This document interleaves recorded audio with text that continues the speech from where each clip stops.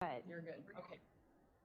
Can everybody online hear me? Let Haley know if you can. So Drop in the chat if you can hear what's going on, Miss Melody, and the other things happening in the room. Can you drop in the chat that you can hear okay? let us know if you can hear. If we need this chair, we'll just move my stuff over. Okay. Yes, I think everybody is good. We can hear on the Zoom, so whenever you're ready. All right. Oh, our screen went to sleep.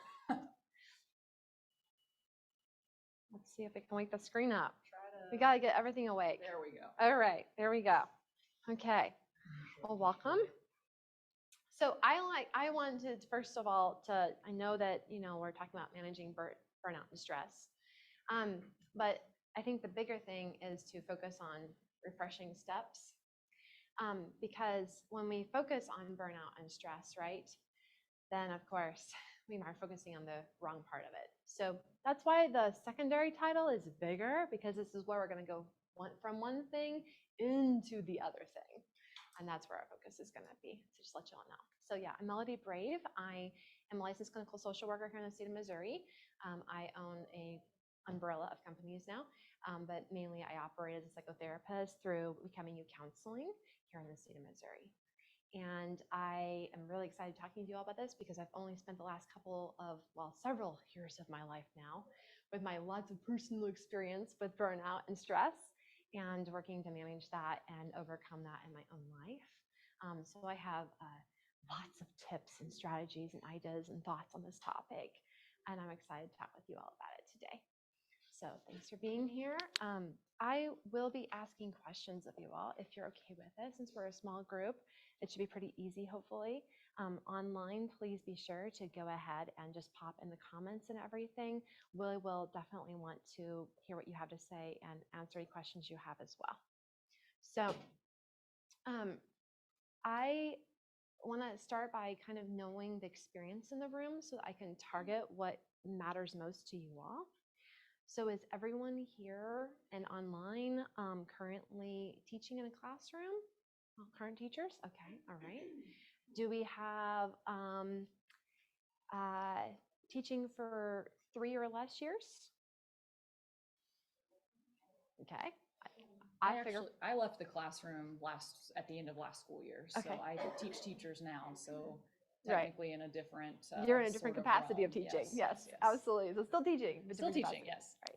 Right. So what about 3 to 6 years? Good. I love it. Okay. So 6 to 10 years? Oh, yeah. That would have been me. Okay. These are my people. All right. So more than 10 years, 10 to 15? All right. 10 to 15. We got one for 10 to 15. 15 to 20? Okay. So just to show you, what about online? More than that? Do you have more than 20 years of experience teaching? So, all right, so that helps me kind of know who I'm dealing with. So I want to talk to the people that are present and make sure that we talk about strategies and things that actually work with you all, because it's a little bit different when we're talking with a bunch of our students and everything sometimes as well. So, all right, so everyone here has probably you have the career, so you have the experiences of burnout and stress. So I'm not going to spend time trying to talk to you about what burnout and stress is then, because you already got experience with that, okay? So what I'm not going to do today is waste your time trying to define that for you, or giving you a burnout assessment to see if you've ever experienced it or not, or anything like that, okay? So we're just going to move straight past those kinds of things into talking about what actually works and solutions, how you all have learned to manage burnout and stress in your lives, and really talk about creating what actually works. So that's, I think, all I want to say about that. All right, I'm gonna step over here and the slides. So whenever I do any type of presentation or I'm working with anyone, one of the things I think is really important to do when we move into a new space, even if we're attending it online, is to take a moment to just kind of pause and be present where we are, to sort of gather ourselves and come into the space where we actually are and be more fully attuned to that space and where we're at today. So it's one of my strategies for coping with burnout and stress, because it's one of our ways to really be able to manage our emotions and allow ourselves to be fully in the space we need to be emotionally and mentally. So I thought we could maybe just begin for a quick moment and practice that. There's a couple of ways to practice this though, so I'm going to give you options. If you have been online and seen the online, we have handouts, and there's 3 different options for the handouts for your notes and everything today. I like to give people options because everyone's way of dealing with things is different. So it's really important, I think, to give options so that you can decide what works for you. So what I'm going to do now is just give you a couple of options. I just want to invite you to choose whatever works for you, whether you're online or you're here in the room, of course. Just choose what works for you. So I just invite you to do something now to connect with your current self and our surroundings or your surroundings at home, whether it is noticing how you're sitting in your seat, noticing something about the room, how many blue items I have over here on the slide, and counting the blue items, or noticing your breath, stretching or rolling your shoulders, settling comfortable to your seat, taking a drink, whatever kind of feels good to you.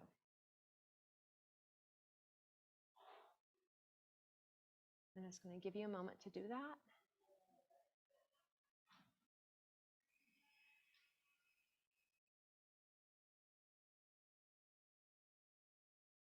I invite you all to maybe just note whatever comes up for you while you're trying this out.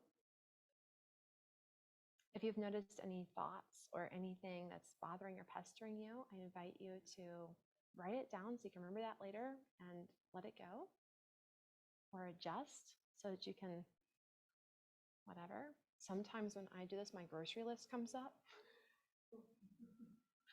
So I write that item down so it's out of my mind. I write it down so I can talk about it later. And then I can be more fully present in the moment and where I truly am right now.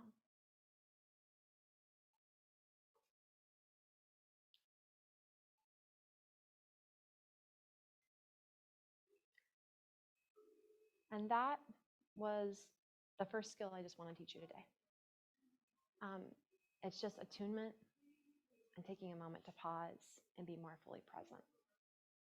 And what we do when we do that is we kind of move past all of those maybe awkward emotions of being in a new situation or a new place or gathering with people we don't know so much or whatever we kind of have our expectations. We have a moment to kind of sit with all that and kind of just let that go through our system. So I always like to do my breath. I take a drink. And that's what works for me.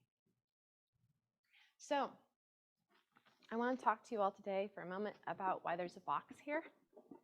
If you were online, you may have not seen it. I don't know how wide the camera goes, so hopefully you can. Now this is my box. This box, I love organizing. Boxes help us to organize things and contain chaos and do all sorts of wonderful things. But I brought this box today to represent what I want you to not do and to do today. What I want you to not do is I want you to not put yourself into a box today while we go through and we talk about all this, okay? So what I mean by that is that a lot of times in society, there's a lot of ideas about how to cope with stress and burnout.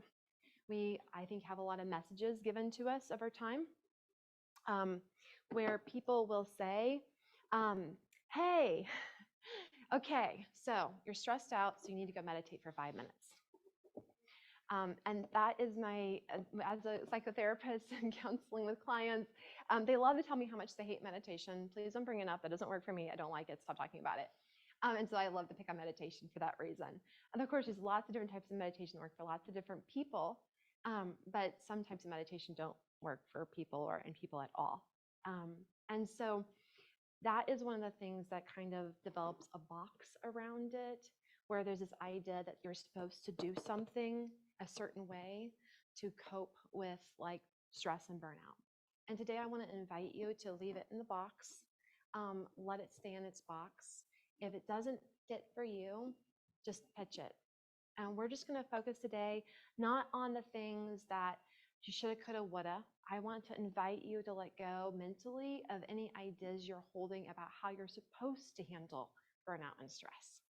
Just leave all that in the box, put it in the box. And so this box, I want to set it up here and leave it as a reminder to us today that if you have a thought coming up and you're like, oh, I probably should do that. You know, meditation's so helpful. Box. If you're thinking I should do that thing, or so-and-so doesn't work so great for them, so I should probably try. Like if you want to, then great, write it down today, okay? Let it be an idea for you.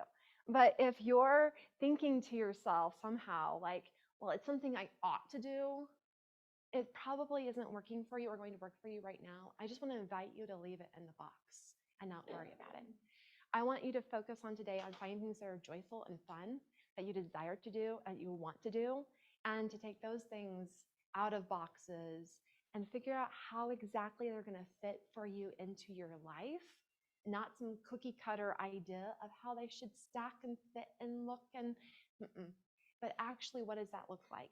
Because like there's like more types of meditation, for example, than I could probably list or name or talk about if we just did a session on meditation today. And one of those might work great for you, and maybe the rest of them all don't. So just decide what you want to take with you and leave the rest. I thought I'd bring my whole toolbox and sitting like an actual toolbox up there, and then I was like, nah, I'll just do this. So one of the things that we're going to leave in the box today are all of your definitions of burnout. I want to invite you instead today to figure out and find what burnout is like for you, how you experience it, your unique experience of burnout and stress, because how it impacts your system individually is what actually matters. When you understand your actual experience of burnout and stress, then what we can do is we can actually tailor custom solutions and things that will fit for you. We can get focused on, instead of the box, what actually works and how it will work for you. So that's what we're going to actually talk about today. So I'm leaving it there along with all the definitions of burnout. I was trained by all the professionals and the experts. I care about your experience instead. And I just really want us to be able to figure out how to, what was the thing I was going to say? It was so important. Yeah. Now I forgot it. Like, is this idea or solution putting yourself inside of a box, or is it actually something that fits your life and you will use because it's inviting and you desire to do this thing? That's what's the big deal to me. So that being said, we're going to talk about your personal experience of burnout. So your personal experience of burnout is your body's system's engagement with what's happening to you. So your experience is the things I have on the slide: physical body and sensations. So what does that mean? How do you experience stress and burnout in your body? What's it feel like? You can share out loud if anyone wants to talk out loud and share out loud. We can do that. We can talk about it. Or you can quietly write and share your thoughts with yourself, or not, and just think about it. Whatever you want to do, I'm flexible. For me, I'm exhausted all the time. I'm just tired all the time when I'm overwhelmed or done. It's hard, like the weekends. I'm not gonna lie, I didn't want to get out of bed this morning. Yeah. I did not want to get up and come here, but I had put it on my calendar because I knew I wanted to come. So I had to force myself to get up and get out of bed because I was tired. It's been a long week. It's been a rough week. First week back after spring break. It's awful. Yeah. It sure is. So for me, burnout is just that, just exhaustion. Yes. Yeah. And that is definitely a sensation we feel in our body, the bodily, physical experience of the tiredness and the exhaustion. Thanks for sharing that. That's one of my symptoms of burnout too. Like if you're going to do an inventory of burnout, that's my checkbox. Yeah. Anybody else? Anybody online? I get digestive disruptions and migraines. So tension headaches and Yeah. uncomfortable stomachs and those sort of physical side effects. Yes. Yeah, absolutely. Anybody else? I feel that with anxiety. So that's probably the anxiety from my burnout. It kind of coming leads too. to another. Because you say that and I'm like, oh my gosh, that is so me. Right? And that's one of the reasons why I love people that you're sharing and that we're talking about it is because when, and I make that inventory list, if it doesn't have one of my things on that list, I'm not going to think about everything on some checklist that is truly an experience of burnout. Whereas when we all start to talk about it and share the ideas, right? We think about our experience, then it actually helps me go, oh yeah, the migraine tension headache thing. I get that too. Okay, so what those are and what all of these are as we go through them, they're all ways that we can begin to notice and recognize that we're experiencing burnout and stress. There are clue cards to ourselves. There are those little red flag indicators or caution indicators or orange yellow flag indicators, right? Hey, something's not so great in your body, right? So we've got some really great examples of the physical body and sensations. Then there's also thoughts in the inner dialogue. Some people talk about inner dialogue and feel they have an inner dialogue. Some people don't. So I just say thoughts or like inner dialogue or whatever. And sometimes we have an experience of thoughts that start to come up. Anybody have any ideas of that? Because I got like 50 if you want me to. Yeah. That's where I think I have the most room to grow and improve. Is I replay scenarios in the classroom, woulda, coulda, shoulda, and okay, next time, next year, next time I do this unit, I'm gonna dodge that bullet, say this differently, intervene with this situation sooner, better, different, whatever. And that mental keeps my physical awake. Mine is a mental emotional. That's my strongest burnout indicator because I can't shut that off very easily until summer break. Yeah, the stress thoughts, I'm very much in my head, so. I feel that after like a really stressful week. Like when we teach at the same district. So on weeks when we have conferences or big events, it's after those events, I'm super anxious right before, and then I feel better, and then something else comes up.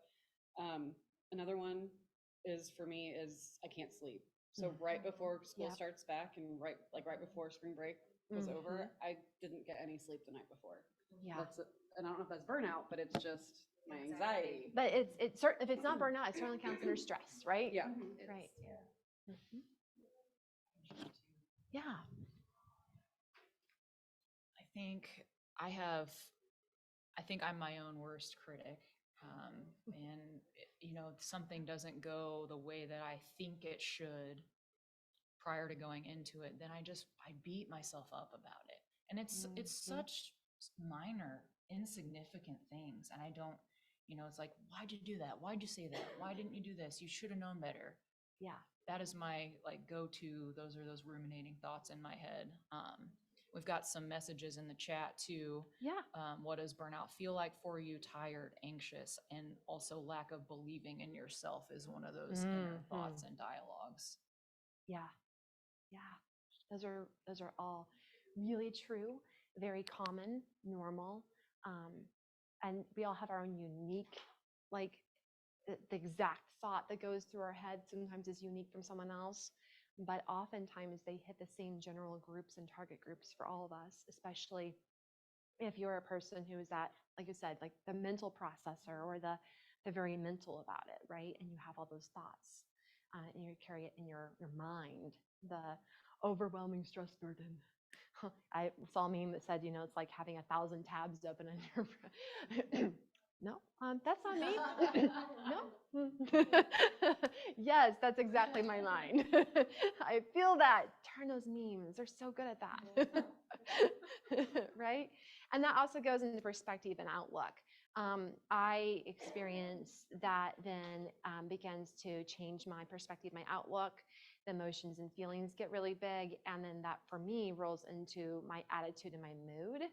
And then people around me can notice that because it's really different because I'm not actually taking the time to manage that stress that I'm experiencing, or I'm not paying enough attention to the cues that my body and the clues my body is giving me, my mind is giving me.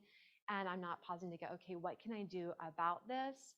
So then for me, that just rolls on down the list. And one of the reasons I kind of put it in this order is because for me, this is kind of how it flows. I would probably like shift emotions and feelings up under like thoughts and inner dialogue and perspective and outlook down, and then mood and attitude and mood.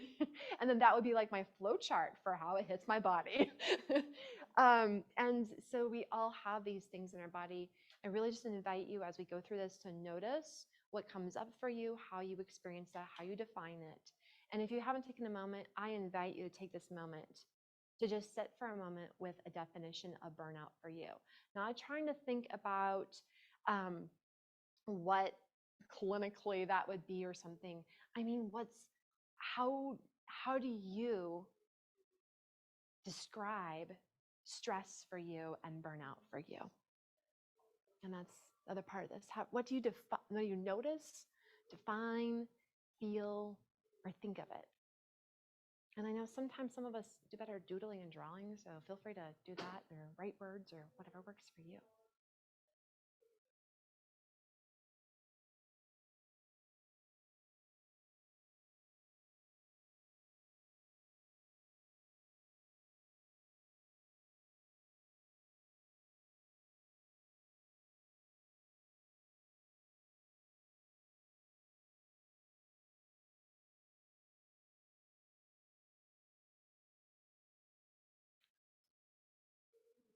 I think when I think of burnout for me personally, it's more like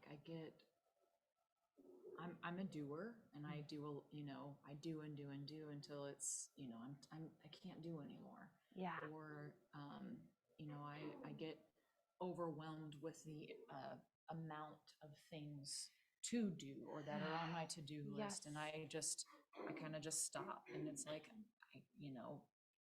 like it's like a freeze response. Yeah. Uh-huh. Because it feels like so much at once. Mm-hmm.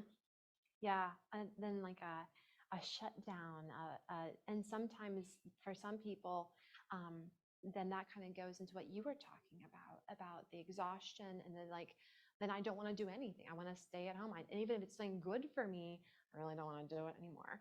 And then I have clients who are like, am I experiencing super depression and over depression? And I'm like, actually, it's starting over here with the stress. It's actually the stress thing. And so, it then can look like other things, and then we can have a hard time because we're trying to diagnose ourselves. And that's why I like to move away from all of that. So, like I said, define it, be aware of it, but then move away into the solution aspect. What do we do? But we have to know how we experience it to know how to target it, because we have to know what refreshes those things for us. I know it's kind of a tricky little, wording thing I was playing with there.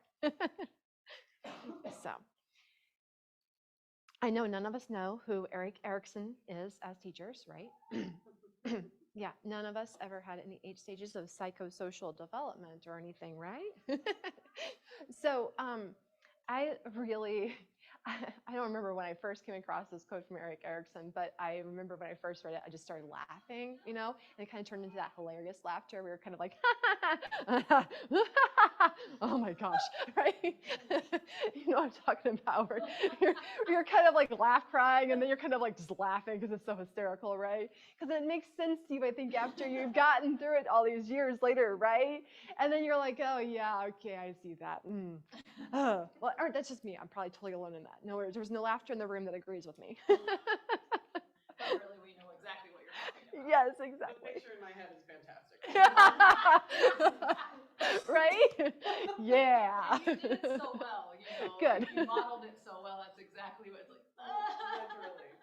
Literally. Yeah, I'm glad you got it. Because I finally read this quote, and I was just like I said, I don't remember what it was, but I read the quote, and I was like, oh my gosh, the more you know yourself, the more patience you have for what you see in others. Of course, it'd be Eric that would, yeah, yeah, psychosocial development. Okay, there it is. And I finally was like, yeah, like, it's something that I knew at that point, and so I was ready to really hear it at that point, right? And so it really registered with me when I finally heard it. And so for me, this was one of the big understandings that really helped me to settle into my own experience and knowledge of myself. And then that is where I found the patients. I was like, well, that's kind of like what my whole story has been as a psychotherapist.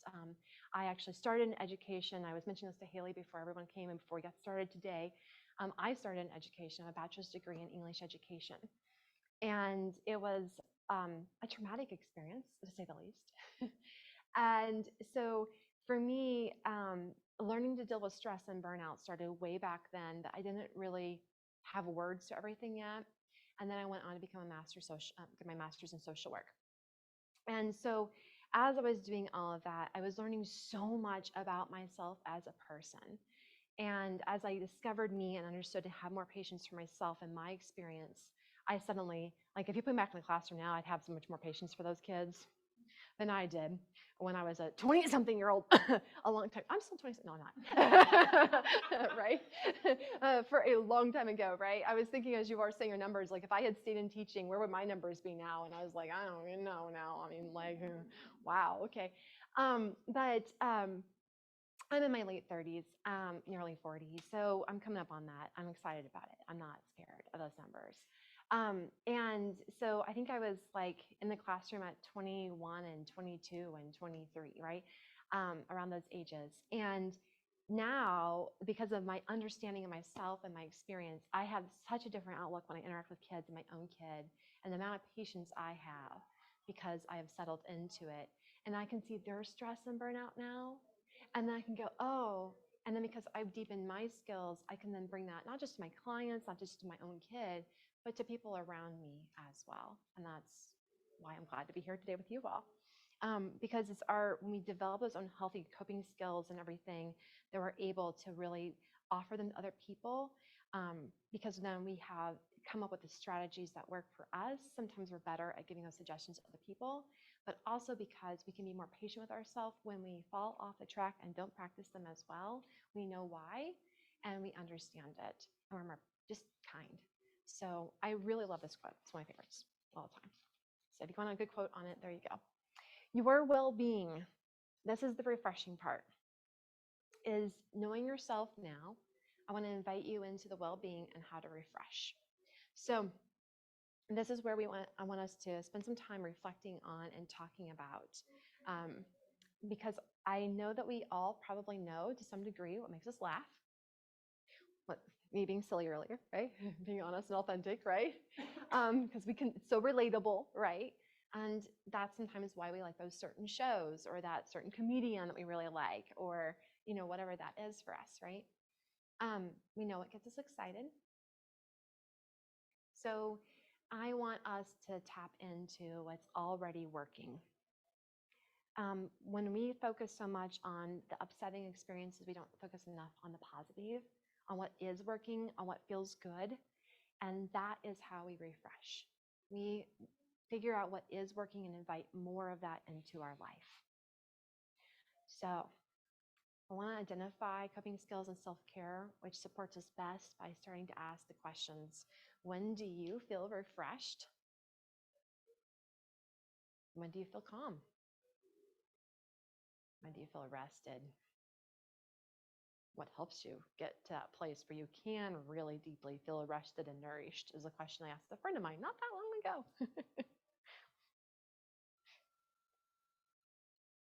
I'll be honest, like, this is gonna sound kind of awful, but because I'm a mom of 2 kids and my husband's very hands-on and awesome, and as a teacher, I felt so rested the Friday before spring break because I was feeling sick, and I told him to take them with him, both of them, to go to the one kid's soccer practice, take both of them.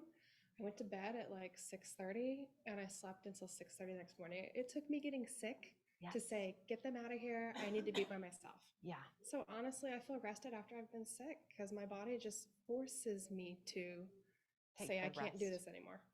Yeah. Mm-hmm. So as a mom, being sick is one of the best things because you literally like you don't have to mom anymore. Like honestly, Right? it's like Right? injure me, club me in the knee, something so that I can not feel guilty about taking a rest. Not feeling guilty about finally holding the limits we needed to all those along, boundaries, right? Yeah, And because yeah. you're supposed to do everything. Right.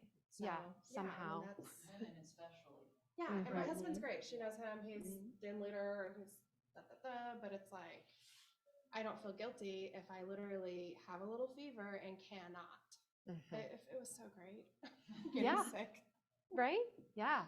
Yeah. And sometimes a lot of us do like carry ourselves or push ourselves to that point of utter exhaustion, sickness, Mhm. illness, and then like, oh, we're gonna. But I don't know about you, but It shouldn't take it. well, it to shouldn't. do it, Shouldn't. yeah. I'm gonna I remind us know. nicely of the shouldn't box, Right. right? Right. But then I'm gonna say, well, what can we do, Mhm. and how do we notice? So can we plan in advance? Mhm. Like, okay, it's been a month and I haven't taken a break. Mhm. But then we also have to deal with those other mental hoops sometimes, because sometimes we're all worried about what the principal's going to think if I take another day off. Mhm. Yeah. Or, right? So we have those systems and things like that. But if we will sit down and deal with our emotions surrounding it and be honest with ourselves and say, but what are my needs? How do I do that? So if I don't want to take take a day during the week off, okay, because I'm a teacher. So looking at our calendars, looking at our schedules, thinking about our weekend, saying, hey, this Saturday, can someone take the kids for the day so I can sleep in 3 extra hours? Have a luxurious afternoon nap after an afternoon bath. Whatever, right? If me, really hot shower for just 30 minutes and just leave me alone, kid. Just leave me alone, And so, and they're normally never 30 minutes. I normally don't ever need a 30-minute hot shower, but it's that chosen quiet time and space where I step fully into taking care of me, right? Add something? I was gonna say mine's similar. My daughter was sick over spring break, and all she wanted was to be held. And so I dropped all the things I was doing and held her, listened to an entire audiobook, and was just like stationary for 4 hours with her. And that's the only time that I had really stopped. So her being Yeah. sick forced me to stop and take care of her, which is something I was successful at, and just pause for a half a day. Could you plan? Did it feel good? Did you feel rested and nourished and enjoy Mhm. that? Yeah. Could you plan then a 4-hour period to listen to an audiobook and just go to bed by yourself? I know, I see the look. I know. I know. Yeah. I know, right? It's like who and where, and this is why I sometimes recommend parents like parent trading. Like this house gets this kid on this day, and this house gets these kids on this day, and they will swap or something like that, or friends or whatnot, to really like try to find some space or create the space and make it, because we never really find it. I don't know about you. I just got like 6 blank hours just walking around my schedule. No, I wish too. So I really want to invite you to notice that and then see, okay, that felt really great. I really liked it. So, and maybe it is with your kid. Maybe the two of you just plan a 4-hour snuggle session under a tent, pork tent, pillow tent, let's get something going, whatever works, and just like spend some nourishing time. Sometimes it can be with the kids. So something that I have identified, that I don't have kids of my own, so I empathize with you all that do need that time to care for yourself. And that box, I think of I shouldn't compare my own burnout to other people's burnout. It's not the same. Sometimes I find myself getting into that sort of pattern, but that's something that I need to put in that box. Yeah. Is your own burnout, your own stresses are yours. Those are, and nobody's is any worse or any, has any more depth or value, importance, or like theirs is actually worse than mine, so I should like. That is one of the things it's that just I their have experience to of put it. in that box. But what I have found that helps me feel better is writing things down, getting them outside of my brain and letting them live somewhere else. Yes. Which is, I'm picking up on some of with your, handouts, that's a tool that you might suggest too, but Yes, that's something that definitely works for me too. yes. So something that I've been doing, so I kind of fibbed when I said like over 15 years. I taught ESL at the university level, high intensive, 8-week sessions, boom, boom, boom. And the students, for the most part, were highly motivated to be in school at the university and learn from a professor, a teacher. It's my second year of high school teaching. It's a different animal, but kids are Yes. kids everywhere. Mhm. And so what I've been doing too is I make sure that I write down or take like a note on my cell phone of all of the positive things that have happened, like positive interactions with students. I had a student, I'm going to cry talking about it, the other day that he said, I'm really excited about the weekend. He goes, I just want this week to be over with. I'm really excited about the weekend. I said, oh, do you have plans? And he goes, I have a family trip. I said, oh, where are you going? He goes, I'm going to meet my mom for the first time in a few years. And I said, wow, are you excited? He goes, I'm terrified. And I said, what day is it going to be? And he said, Sunday. And I said, okay, I'll be thinking about you. And he goes, yeah, she's doing better now. I've been in foster care. I had no idea. Yeah.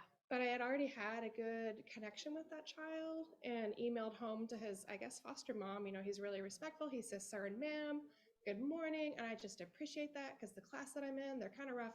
It's not the class your daughter's in. She's great. Freshman craziness, one of those. And he just shines brighter than other students as far as the respect, the old school respect that we don't see that much anymore. Yeah. So I sent home, like, I really appreciate that. And she replied right back, he's been having a hard time, so I really appreciate it. I said, make sure he knows. It helps to hear from another person. So I documented that he shared that with me. So if I'm having a hard day with another kid that's been giving me heck, I can look back and go, okay, that's a connection I've made. That made me feel good. I'm going to check up on him, on Tuesday, because we don't have class on Monday. On Tuesday, and be like, how did it go? Yeah. Are you okay? How Yes. was it? So I document the positive, because if I document the struggle, Yes. I will dwell on it, me Ex- personally. yes. And so that's the comparison. I can't compare, but for me, I document the positive. All the like Christmas cards or whatever kids give me, I put it in a drawer. I was I gonna look at ask, it, yeah. the physical stuff they draw for me, I Yes. put it on the wall. That's what we call And they're high schoolers, the box you should keep. the good one, yeah. The box you want. You The know, you positive. got that space for that, Mhm. right? And I really recommend that. That's something, thank you so much. That's something, I'm gonna stick this up here. That's something that I really recommend that people do is that you keep record in some way of the good stuff, of the stuff that you want to remember, of the stuff that you like, the good positive stories. If it's a journal and you make a little note about it, it doesn't matter if you record the date or whatever, or you just like stick that card you got from that kid or that note or whatever, or that picture from that family. I've got a little stash in my house in a little box, and that I keep those things in. And what I like to bring them out if I remember to. I try to do different things to remind myself. I try to leave it in a visible place that I can see. And I try to get this out on those really negative, hard days when I'm like, why do I still do this job? Right? That is the day to go, yeah, one moment, okay. And I'm going to go through that to look at that. So if you have something that you can do, keep those little mementos, or that kid that gave you that cute little teacher gift that you remember from them, and you remember that highlight, that spot that kid was in your life, stick that in your box maybe, or your drawer, or your whatever, so that you have those things to remind you, and please revisit them. Revisit them as often as you can, because those are really good ones. They support you feeling better, for sure. Second question, right? They're tools that you can put in your toolbox, right? You mentioned writing. Yes, I'm a writer, so I write constantly. Writing is a huge thing for me, so I write down little things that happen and try to hold on to those. I know that we do a lot of rumination in our heads, some of us that are very mental processors and thinkers, where we hold on to all that stuff. It can get very overwhelming to think of all the things and all the stuff. How often do you pause to take a few minutes, though, and actually remember the good stuff? I could go on about research and data for a really long time right now and how our brains are sticky for the negative and blah, blah, blah, blah, blah. That's another session, another day, another time, please. And so come see me for individual therapy for that one, like, whoa, right? Because that's a biggie. But really the truth is that we have to train ourselves to see the positive and to experience it and to remember it and recall it, because our brains are supposed to keep us alive. And they don't know we're maybe supposed to experience happiness. So, and if we want to experience more joy and happiness, we have to figure out how we practice that. What does that look like? What was the last time, if you love nature, what was the last time you really went and sat out in nature and saw something beautiful and gorgeous? I'm not guilty at all on this one. Totally. I'm like, oh my gosh, how long has it been for me? A little too long since on my last hike. Okay. There's things we do already that we are doing to take care of ourselves. I want to invite everyone just to keep noticing those and write them down, think of them, make a plan and a list to go through these things. So that's what that's about. The next thing I was going to talk about a little bit is to actually pause perhaps and practice. But I'm also looking at time. And so I'm going to talk for a quick moment about a couple of things that I do. And if you want to practice them with me, we can. There are some really easy, super short and simple things that you can do that you probably already do that you probably don't even think about. Are you breathing right now?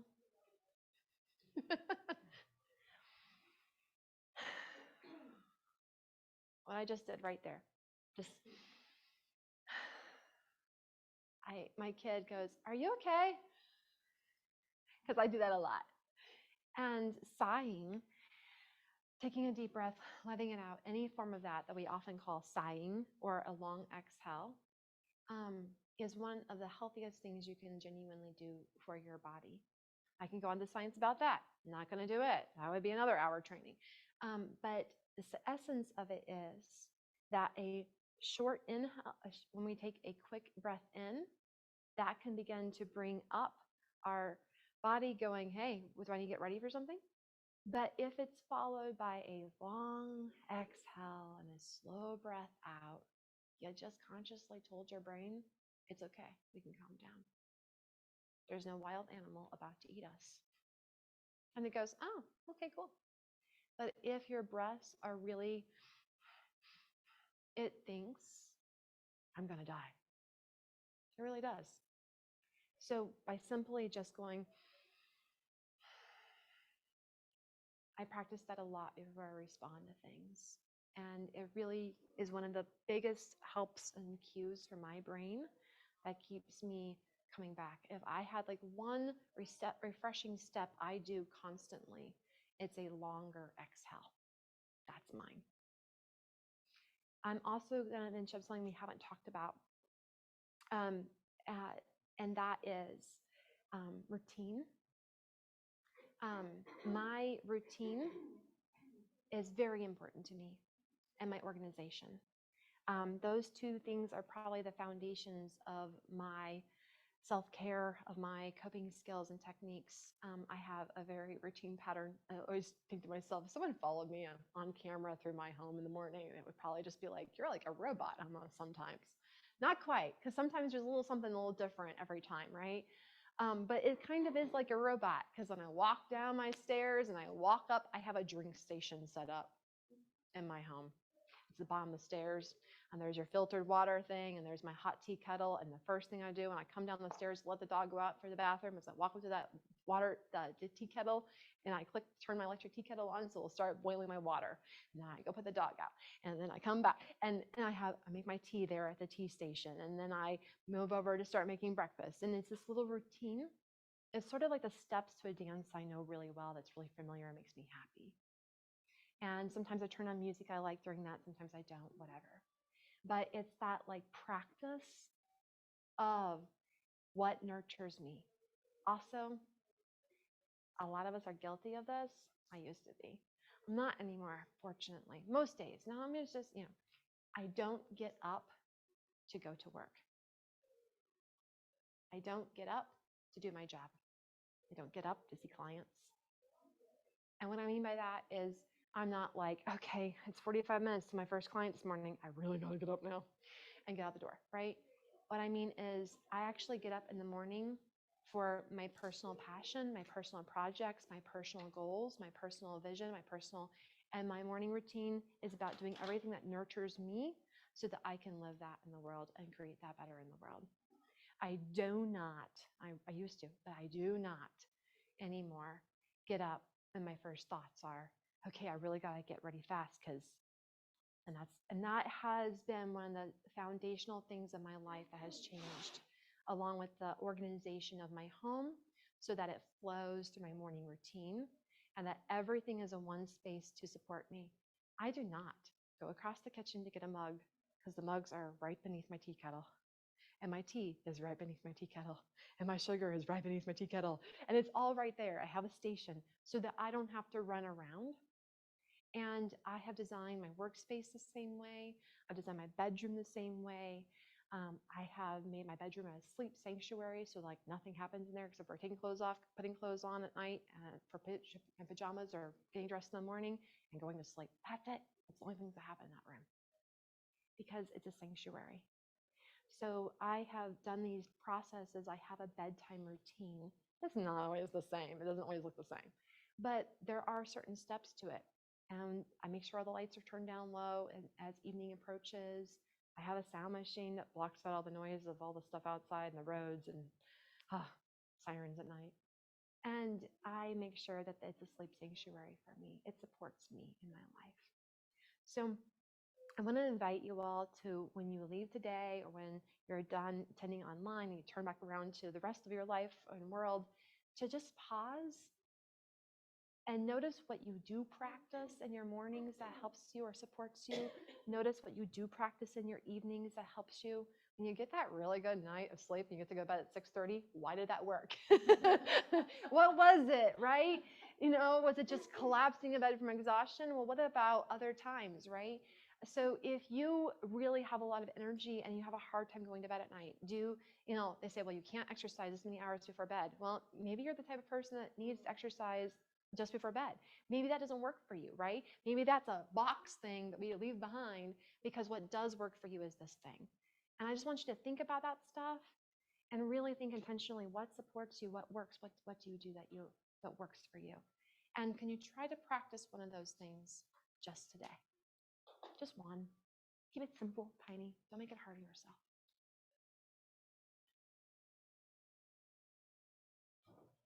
All right. I'm trying to keep track of time. Did it switch? Good. Yes. Okay. Bell Hooks. Nobody knows who she is, right? Okay. I think I may have fallen in love with bell hooks, and when I first started reading bell hooks, there's just so many quotes. I was like, so then I found one quote and I put it on there, and I was going to use that, and I switched to this one. I was like, okay, you're stopping. Stop. Just go with one quote. But I love this one because it really is what I was just talking about. It's about self-love. It's about how do we nourish and nurture and refresh ourselves, about how do we take care of ourselves. Self-love cannot flourish in isolation. It is no easy task to be self-loving. It is the practice of living consciously, self-acceptance, self-responsibility, self-assertiveness, living purposefully, and the practice of personal integrity.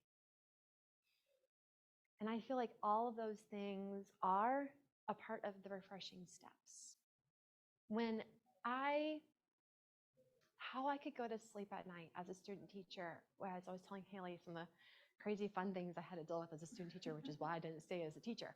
And I was like, nope, I'm going back to school, is because as I sat there and I had to deal with all these really stressful events that were occurring and constantly being called forward to answer for this thing or that thing or the book I was using in my classroom.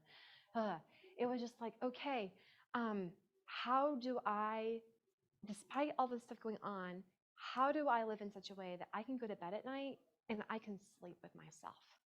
That I can close my eyes and just say, nope to the thoughts. because I'm at peace internally with me. And that is absolutely about personal integrity.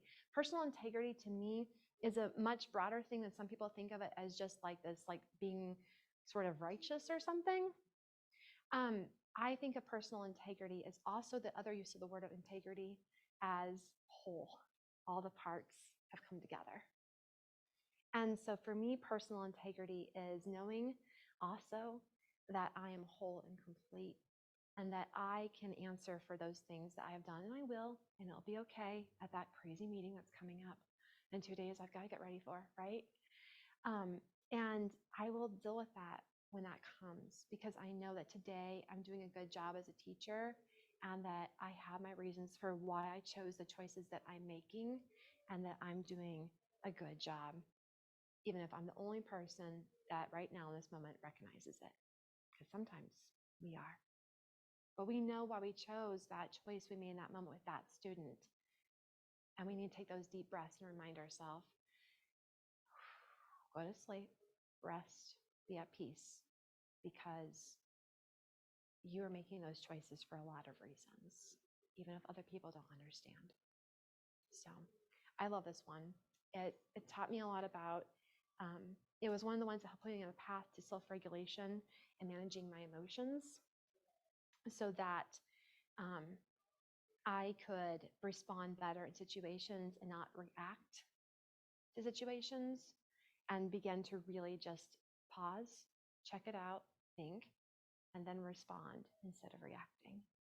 So it's with the process of self-love. I have a thought on that, but Yeah. what you just said about, so you just mentioned like, what really resonated with me. How do I live with myself in such a way that I am at peace? Yep. Or how do I, how do I live so that I'm at peace with myself? And you mentioned, things that the decisions that you make with your students and knowing that you did that for a specific reason, and that was something that I struggled so hard with when I was in the classroom, was knowing in my heart that what I'm doing is the right thing for my kids, and it goes completely against, a department or a building or a district. Yeah. What is the word? Ideas or Yeah, thoughts, yeah. philosophy, The expectations. expectations was what I had a little brain fart, but Yep. and that was so hard to have that sort of internal conflict Yes. and know in my heart that I'm doing the right thing for the right reasons, but also not be following the rules, so to speak. Yes. That the box was, of yes, should. the box over there that I wanted to ignore, but at the same time, it was part of my job, Anyway, that was one of the most difficult things for me. Yeah. In the last couple of years. That goes with me exactly with the living purposefully, the personal integrity, and the self-assertiveness, right? Even the self-responsibility. Like when I live consciously and I practice the self-responsibility of self-assertiveness in this world that says like, no, you don't know what you're talking about. Social work, and we have all these codes and all these ideas about ethics and everything, right? And they're like, this is how things should be. This is what you should do, right? You should never, under any circumstances, ever, blah, blah, blah. Just go on therapy TikTok for 5 minutes and listen to all the ideas counselors have about what a good therapist never does in therapy. I made a TikTok in response to it, by the way, because it's ridiculous. Like someone said one time on one of the TikToks, like a good counselor never eats food in therapy with a client. And I'm like, well, did that one. What else? What else? Let's go. Because like when we're being therapeutic and we're treating trauma, maybe their trauma is eating food. So we're going to sit with food, right? And so there's like this giant list of what I shouldn't be doing. And I'm sitting there going, okay, I'm going to accept myself. I'm being responsible. I am practicing this. And maybe everyone else doesn't understand what I'm doing here. And what's going to happen? The board's going to come and get me and be like, you ate food in session with a client. I didn't see that in my code of ethics. It says, thou shalt not eat food. And I'm like, that would be a different thing entirely. But there's nothing that says, thou shalt not eat food with clients in session, right? It's about doing what is right, not holding power over clients in some way. I can do a lot of things and still not do that. And so we do sometimes know things. And at the end of it all, to have personal integrity, I need to be able to go to sleep with myself. And so to go to sleep with myself at the end of the day, I have to, okay, fine, I guess if you want to fire me because I was a bad social worker because I ate food in session with a client one day, great, right? Then fire me because I know what I did was the right thing to do. And so I have to live at peace with me. So I just want to offer you all before we go today to take a moment now and just maybe pause and reflect over the ideas we've talked about, the concepts, the things you've mentioned about yourself, your feelings, your thoughts, your experiences. What do you want to remember and take away from this today? How do you want to remember this hour?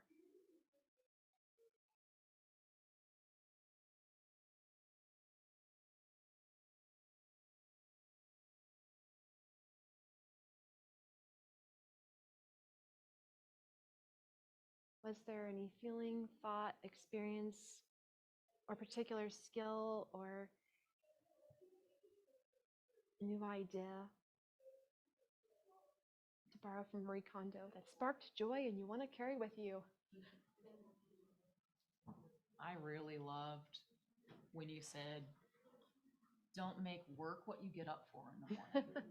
Get up for you. Get up for your passions. Get up to do the thing that brings you joy. Yep. Yep. Anybody else want to share anything? Not gonna lie, like the emotions are running through me right now. Do you want it or no? It's fine. Okay. We can turn it off and mute it. No. Like listening to Crystal's story about her student and remembering all the things that you keep of your kids, that makes me remember I have had, this year I will have had 5 wedding announcements. Ah. 5 or 6 graduation announcements, countless pictures and notes and thank you cards from previous students that I've gone to things for. And those are the things, so thank you for saying that, because those are the things that remind me why I do this job. Yes.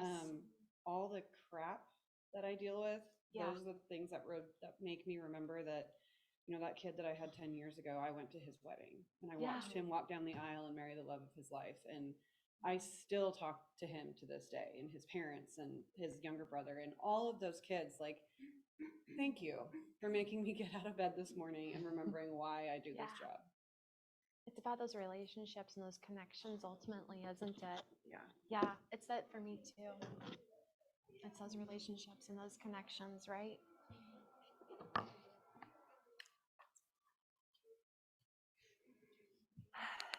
Yeah. You're welcome. Thanks for coming and sharing with everyone, because we learn from your ideas too, right? We had one comment in the chat. I love the idea of, similar to what you were saying, I love the idea of having that good memory box. Those are so precious to me. Yeah. Because it's something that was unprompted, very genuine, and you have it to just look back on. Absolutely. I've even written like little Post-it notes on my wall. You've even written little Post-it notes on your wall? Notes of like inside jokes. Like we have the book Don Quixote, which is a famous Spanish story. And one of my very, very bright students who went off to the university, and tell you who it is later, off this hot mic, he goes, donkey buffet. And I'm like, no. So I wrote donkey buffet and then the name and the date on my, I look to the left and I go, ha, when someone's, being crazy in class. So I have little Post-it notes of, oh yeah, that joke was hilarious. And if someone looks at it, they don't get the full snapshot, but to me it's like that inner joke of, oh yeah, that kid was hilarious. Right? So, donkey buffet. And then someone else was like, I'm not made for jail. So I put that and then in the name, I'm like, no, you're not. And I am please don't not go made there for anyway. jail. That must have great. been my kid That's would say. so I great. It know. was this Probably year. It didn't. wasn't her, but it was in her class. So She's not made for the No. zombie apocalypse either. none of them are. We need to protect them. But Right? so Not- private jokes, go and post it. I love that because, humor, laughter, joy, it's one of the greatest ways to really help ourselves when we're dealing with stress and burnout, right? It helps lift us. So I want to just invite you all to take a quick moment of gratitude to yourself for being here and coming. I literally wrote that here and it was just so perfect. I looked at you and said it to you, right? To yourself for letting yourself come here today, for your choice to be present, a prayer or a thought or whatever feels good to you, just to take a quick moment to pause, maybe write a thought of gratitude or a note, or text someone who told you about it and invited you, or whatever works for a moment of gratitude for you in your own way. Because gratitude is also one of those things we can pause and practice that really helps us, I have found, to align with being refreshed and being in a better mental space. So just want to invite you to have one moment for gratitude. Maybe it's just a positive feeling somewhere in your body and you just notice that. And you're grateful that you have that little bit better feeling at this moment maybe than before when we started, and it's different now. Maybe you just notice that.